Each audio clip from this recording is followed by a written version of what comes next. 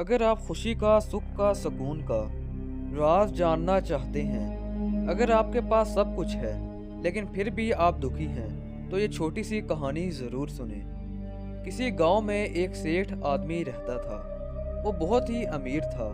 اس کا خزانہ بیش قیمتی زیورات سے بھرا ہوا تھا۔ میلوں تک پھیلی ہوئی اس کی زمینیں تھیں۔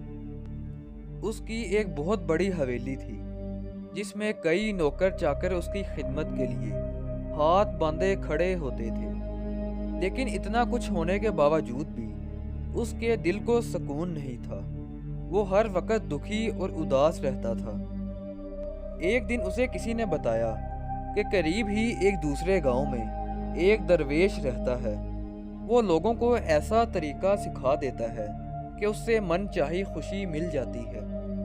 سیٹھ یہ بات سن کر بڑا خوش ہوا۔ اسے امید لگ گئی تھی کہ اب اس کی زندگی میں سکون آ جائے گا۔ وہ میلوں سفر طے کر کے اس درویش کے پاس پہنچ گیا اور کہا، میرے پاس پیسے کی کمی نہیں ہے، لیکن پھر بھی مجھے سکون نہیں ملتا۔ مجھے کوئی ایسا طریقہ بتا دے جس سے میرے دل کو سکون مل جائے۔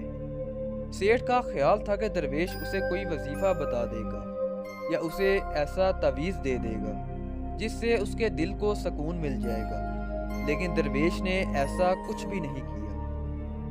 اس نے سیٹھ کو سارا دن دھوپ میں بٹھائے رکھا اور خود جا کر آرام سے اپنے کمرے میں سائے میں بیٹھ گیا۔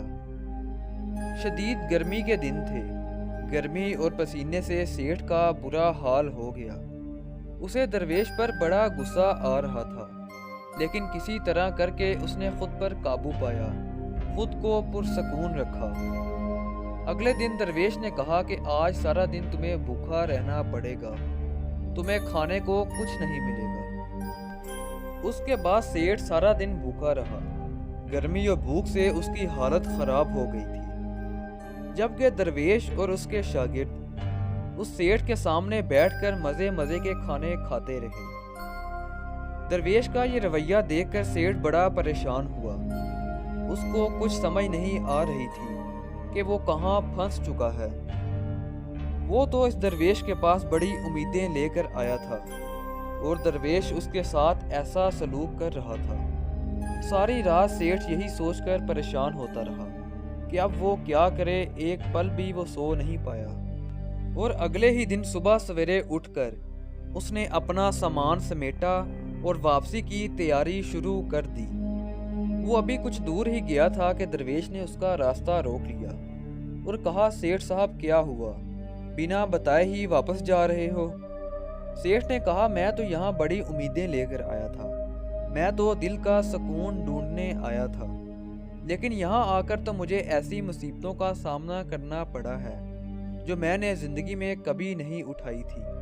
آپ نے تو مجھے میری پرابلم کا کوئی حل نہیں بتایا، اسی لیے میں مایوس ہو کر جا رہا ہوں۔ درویش یہ بات سن کر مسکرایا اور کہنے لگا، میں نے تو تمہیں اتنا کچھ دیا ہے لیکن تم نے کچھ بھی نہیں لیا۔ اتنا قیمتی سبق تمہیں سکھایا ہے لیکن تم صحیح طرح سیکھ ہی نہیں پائے۔ پہلے دن جب میں نے تمہیں دھوپ میں بٹھایا اور خود چھاؤں میں بیٹھا رہا تو میں نے تمہیں سکھانے کی کوشش کی کہ میری چھاؤں تمہارے کسی کام نہیں آ سکتی۔ جب میری بات تمہاری سمجھ میں نہیں آئی تو دوسرے دن میں نے تمہیں بھوکا رکھا اور خود اچھی طرح پیٹ بھر کر کھانا کھایا۔ اس سے میں نے تمہیں یہ بات سکھانی چاہیے کہ میرے کھانا کھانے سے تمہارا پیٹ نہیں بھرے گا۔ تمہارا پیٹ تب ہی بھرے گا جب تم خود اپنے ہاتھوں سے کھانا کھاؤ گے۔ اسی طرح اگر تم سکون چاہتے ہو تو میرے کوشش کرنے سے تمہیں کامیابی، تمہیں سکون نہیں ملے گا۔ جس طرح تم نے اپنی دولت اپنی محنت سے کمائی ہے، اسی طرح اپنے دل کا سکون بھی تمہیں خود کوشش کر کے ہی کمانا پڑے گا۔ اس لیے محنت کرو، لوگوں کی مدد کرو، خیرات کرو، لوگوں کے کام آؤ، اپنا سکون خود تلاش کرو، تمہارے دل کو سکون ضرور ملے گا۔ درویش کی یہ باتیں سن کر سیٹھ کی آنکھیں کھل گئی اور اس کو حقیقت بھی معلوم پڑ گئی۔